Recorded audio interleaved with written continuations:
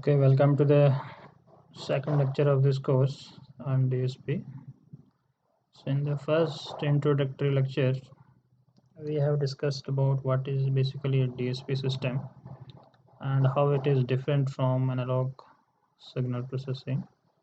So in the DSP, we have basically analog signal, then we convert into a digital using a to D converter, and then we have a DSP system which may be either in the form of a hardware implementation or it can be a software, that is DSP processor. And once you get the digital output after processing, you can convert back into the analog using a D to A converter. So there were some advantages of why we go for the DSP that we studied, and we have also discussed the effect of finite word length, that is very important in case of discrete time systems, okay, especially when you design a infinite impulse response system. Now before moving ahead, we will discuss about two important signals. One is your complex exponential signal,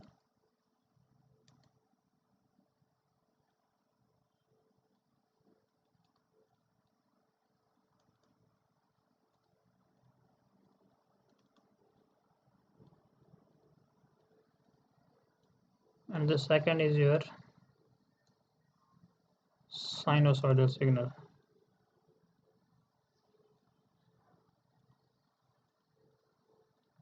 Okay, both these signals have the same properties. Whatever you develop here, that will be applicable for sinusoidal signals. So we will first discuss these in continuous time, and then we will discuss separately in discrete time, and you will see what are the differences between these signals in continuous and discrete domain. Okay, and why we see whenever we start with the signals theory, we always start from sinusoidal function or a complex exponential signal, and the reason for this will be clear to you soon. A complex exponential signal is basically defined as xt is equal to e raised to power j omega t. Okay, this is a complex exponential signal. If you compare it to the real exponential, in the real exponential we have xt is equal to e raised to power at, where a is a real number. Okay, so depending upon whether a is positive or negative, so you may have a decreasing function or increasing function, but this signal is basically has very least importance for this course. Okay, this is a very important signal. We will discuss what are the properties of this signal and how it is useful in signal processing. And similarly, if you say sinusoidal signal, so you have xt is equal to a general signal cos of omega t plus phi or theta, whatever you use. So this is your amplitude, is your amplitude, omega is the frequency in radians per second, and phi is the phase in radians. This is a general representation of a sinusoidal signal. In place of cos, you can take sine function. Cos and sine both are called as sinusoidal. The only difference between them is a phase shift of pi by 2 or 90 degree. Okay, now this signal and this signal, complex exponential, they are two important signals, and we will discuss some of the properties of these signals. Okay, this frequency omega you can also write in terms of f, where omega is equal to 2 pi f. Now this frequency f has units of number of cycles per second, or it is called as hertz. This frequency is in radians per second. This is in cycles per second. And I hope that you know this concept of how omega is basically 2 by f.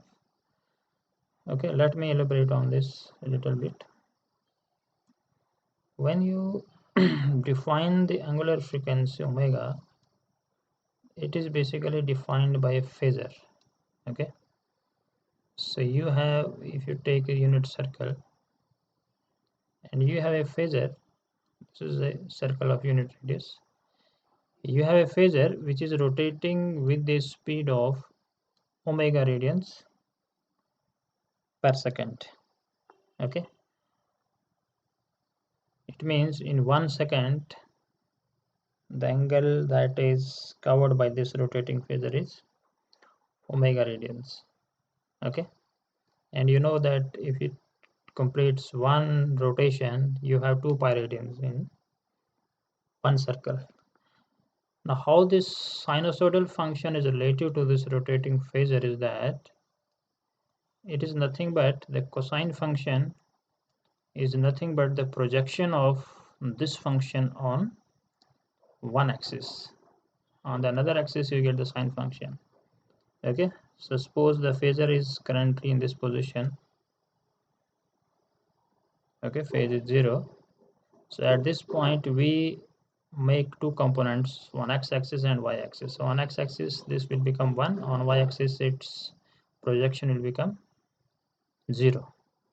Okay, so the projection of this rotating phasor on x-axis gives you a sinusoidal function. So at t is equal to 0, it starts from 1, and as this phasor rotates, suppose when it reaches here, now at this point you again get its projection on x-axis and y-axis. So this is the projection of this phasor at this time. So as time increases, the amplitude of the function starts decreasing. Okay, and when this phasor reaches at this position, that is at 90°, so you will get 0 value because the projection of this phasor on x-axis in that case becomes 0, and then when it rotates further you will get the negative values. Now projection on this x-axis this much. Okay, so then it goes to negative, and at pi this becomes maximum in the negative direction, that it comes to -1. Then again it starts decreasing. At 3 pi by 2 it becomes again 0, and then the amplitude will again start increasing till 2 pi. When it completes one cycle it again becomes 1. So this is one cycle. Okay, this is one complete cycle of a sinusoidal function, that is cos wave. Okay, so in one rotation it generates one complete cycle. So the speed with which this phasor is rotating, that is called as angular frequency, that is your omega. Okay, and if you relate this with f, capital F, that is number of cycles in hertz, you will simply get this relation omega is equal to 2 pi f. Why? Because see, number of radians in one cycle. Okay, number of radians per cycle is nothing but 2 pi. When this vector completes one complete rotation, you will get an angle of 2 pi. Okay, so if f is the frequency, that is number of cycles in 1 second. Okay, so how many angles will be covered, that is nothing but multiplied with 2 pi. Okay, so f is the number of cycles in number of cycles per second is equal to f. In 1 second you have f cycles, and in one cycle you have 2 pi radians. So the total number of radians in f cycles will be nothing but 2 pi. Okay, so using this equation you can modify this signal as, you can also write it as a cos of 2 pi of t plus phi. Okay, now this is a continuous time sinusoidal signal, and this is a continuous time complex exponential signal. Now what are the properties of these signals?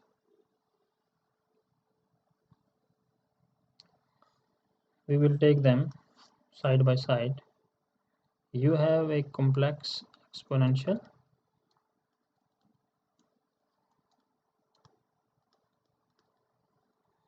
and you have a sinusoidal signal. Both are in continuous time. Okay, both are in continuous time complex exponential, and continuous time sinusoidal signal. So we have defined a complex exponential as a raised to power j omega t. Okay, and here we have defined it as a cos omega t plus phi, or a cos of 2 pi f t plus phi. Okay, now the very first property of this signal is that this signal, it is always periodic.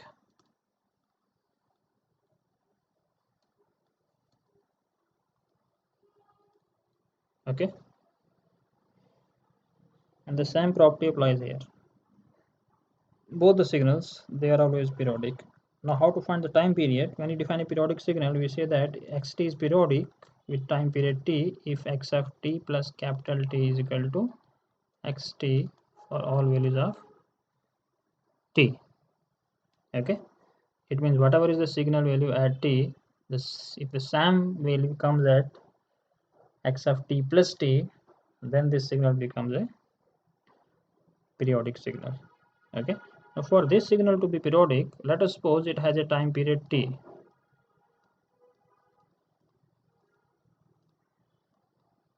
Okay, if this is periodic with a time period of t, what it means is that this must follow this equation, that is x of t plus t is equal to x of t, or you can say that e raised to power j omega, in place of t it will become x of t plus t is equal to e raised to power j omega t,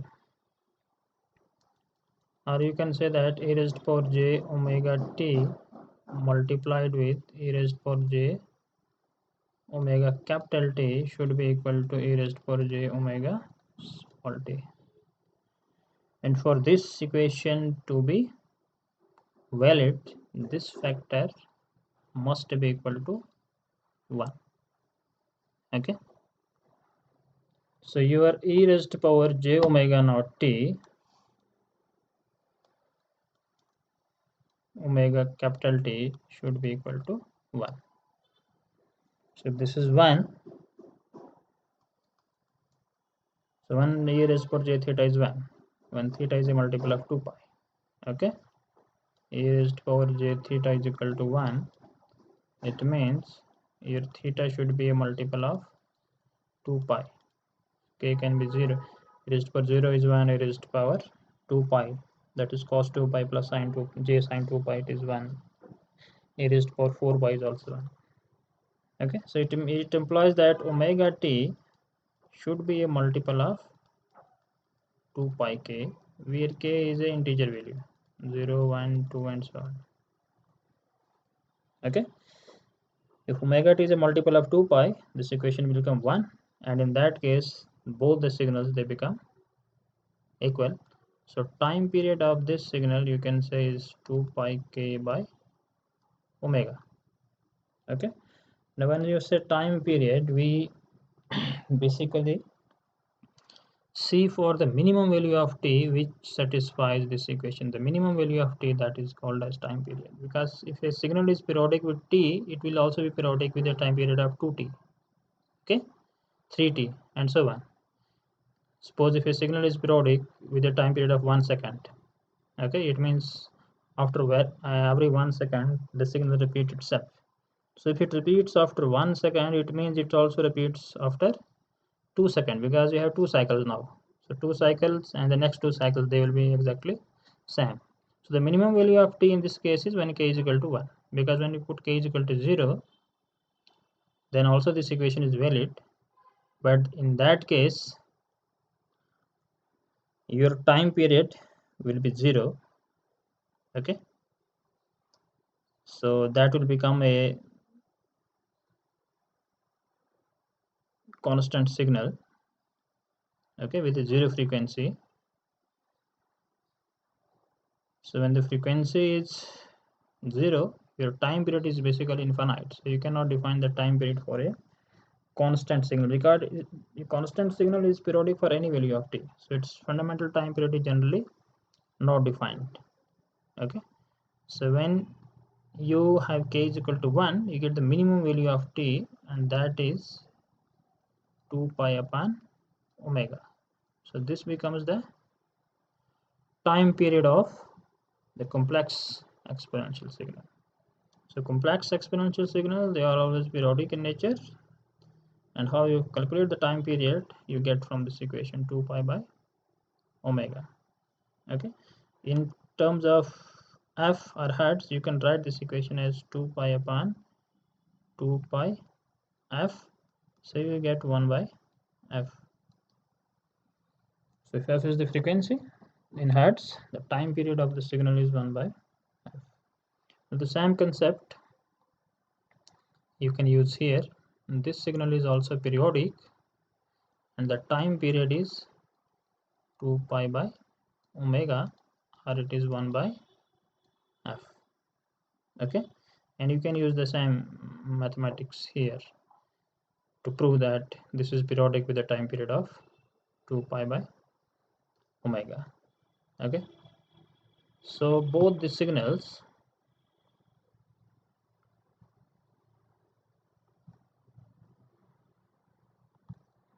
okay, so the first thing that we have learned is that xt is equal to e raised to power j omega t, and xt is equal to a cos omega t plus phi. They are periodic always with a time period of 2 pi by omega. Okay, suppose we have a signal, maybe I take example here, xt is equal to e raised to power j 2 pi t.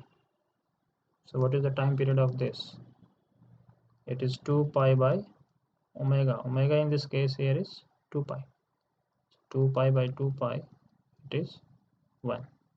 And same maybe here.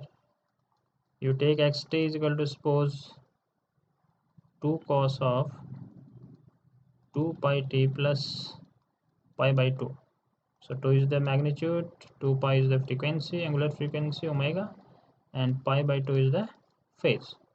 So the time period for this will be 2 pi upon omega, and that will be equal to 1. Okay, so this signal has a time period of 1 second. So if you plot it, and it also has a phase of pi by 2. Now see, this phase has no effect on the time period.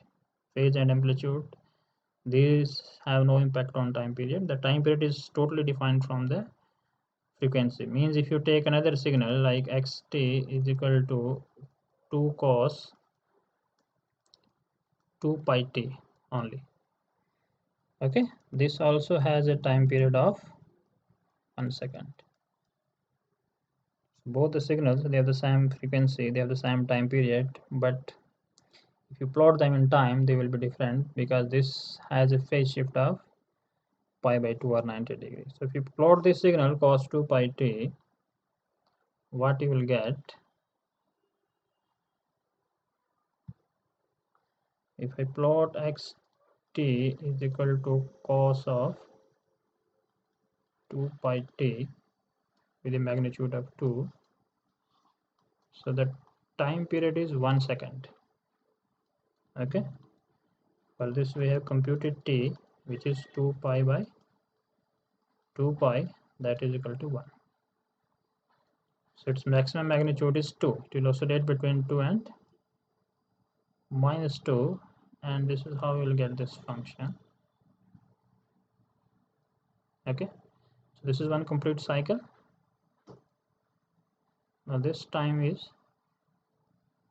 1 second, and the frequency of this is 1 hertz. Okay, and there is no phase in this, so if there is no phase angle, it means the maximum occurs at t is equal to 0.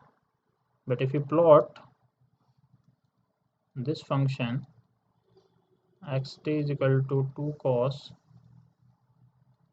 2 pi t plus pi by 2, so when your t is equal to 0, it will become cos pi by 2, that is 0. It means it is basically become a sine function. Okay, so this signal is nothing but the phase of this signal is shifted by pi by 2. Okay, so at t is equal to 0, its minima will occur, then it will go to maximum 2, then minus 2, and so on. The magnitude is same, 2 and minus 2, and this time period is again 1 second. Okay, so phase has no impact on the frequency. The frequency is solely defined from this factor omega, right? So due to phase, what happens, the signal basically just shifts in time. Okay, so this is shifted by 90 degree, you get a sine from the cosine function. Okay, now you may have a signal like suppose xt is equal to e raised to power j 2t. Okay, or xt is equal to cos of 2t. So what is the time period for these two signals? Now in this case, we'll see that omega is 2. Okay, so corresponding your time period will be 2 pi upon omega, and that will become pi.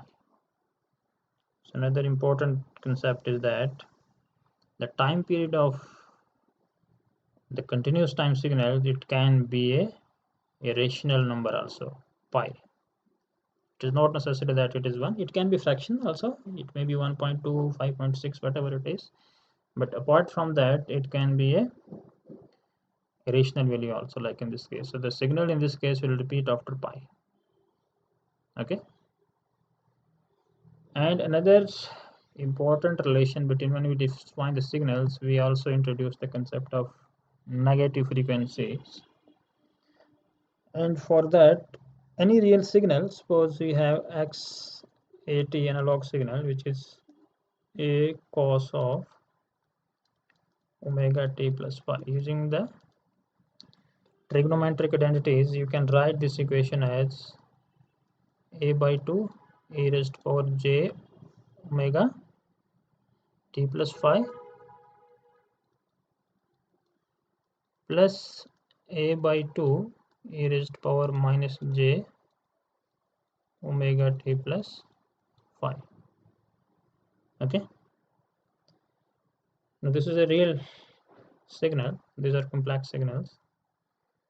So how we interpret this equation is that the sinusoidal function, the cosine function, is basically generated by adding the two phasors. Okay, this phasor has a magnitude of a by 2, and it is rotating with the angular frequency of omega, and this phasor also has a magnitude of a by 2, rotating with the angular frequency of omega, but in the reverse direction. So this is in the clockwise direction, even anti-clockwise direction, this is clockwise direction. And if you add these two phasors at any point of time, like at this point, if they are rotating with the same angular speed, the projection of this on this and the projection of this vector on this, So their y components, they cancel each other. The x components, you will get, this will become a by 2 cos omega t. This will become a by 2 cos omega t plus phi. So add omega t plus phi you can take here. So if you add them together, the resultant signal will be a cos omega t plus phi. Okay. So this we say it is a positive frequency. This phasor has a positive frequency. This phasor has a negative frequency. When the phasor rotates in counterclockwise direction, the frequency is taken as positive. When the phasor rotates in clockwise direction, the frequency is taken as negative. So by adding two phasors which have the same magnitude and which are rotating with the similar speed in opposite direction, you can get a sinusoidal function. Okay. So this is the concept of negative frequency. Actually, negative frequency does not exist and it does not have any meaning. The frequency is always positive. But when you express the real signals or complex or sinusoidal signals in terms of complex exponentials, we have to introduce the concept of negative frequency. So negative frequency simply means that the phasor is rotating in a different direction. Okay.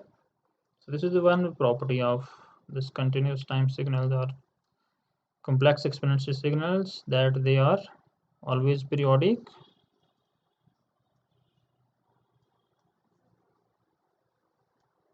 They are always periodic signals and with a time period of 2 pi upon omega. Okay. Now the second important property of this signal is that as you increase the frequency, as frequency increases, your time period starts decreasing, because time period is now inversely proportional to frequency. So if you increase f, your t will decrease.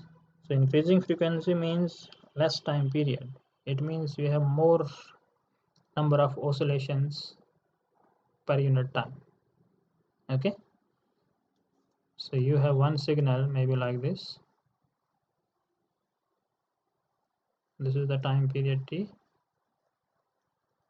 Maybe write it as t1, and then you have another signal like this. This has a different time period, suppose t2. So basically the frequency of this, if I write it as f2, and the frequency of this as f1, will be greater than f1. So more frequencies, higher frequency means higher rate of oscillations. And as you change this frequency, these signals never repeat. Okay, this is important thing to note. Means for different values of f, you are getting two different signals, whereas this is not the case in discrete time, that you will see. Okay. So for distinct frequencies, this is second property, that for distinct frequencies,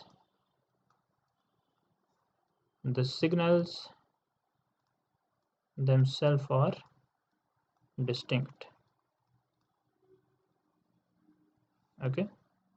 So cos 2 pi f1t and cos 2 pi f2t, where f1 is not equal to f2, they will always be different. Okay. So you can say that you have an infinite bandwidth in this case. Your frequency can go from minus to plus infinity.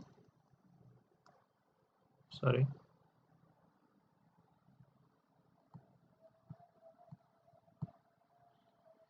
Minus infinity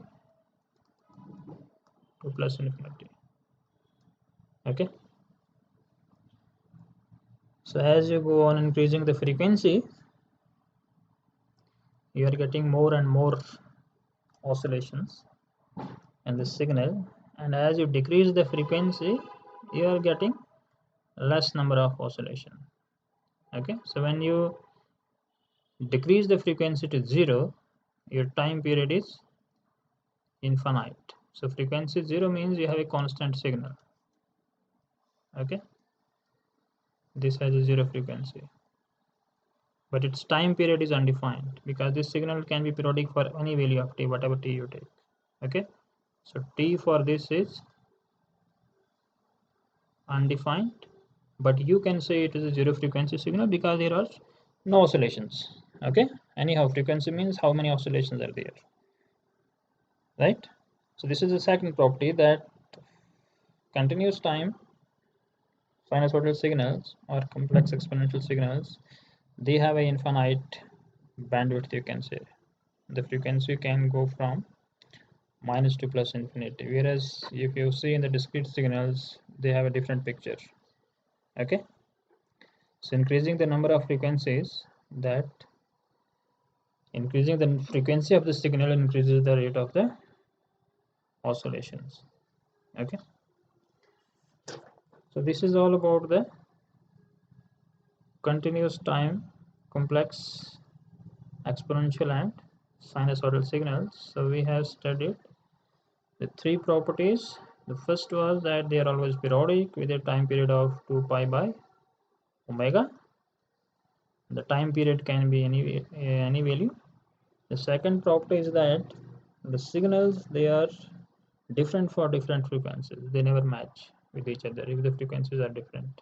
Okay, so ideally the continuous time signals, they have infinite bandwidth. The frequency can range anywhere in this band. And the third is that as you increase the number of frequencies, sorry, the as you increase the frequency of the signals, the rate of oscillations also starts increasing. So in the next we will discuss about the discrete time complex exponentials and their properties, and you will see there is a major difference between these two categories. Okay, and it is important to study this difference because you are using a discrete time system for discrete time signals. So have before you understand the concept of the systems, you must have the full understanding of the signals that are to be processed by the system. Thank you.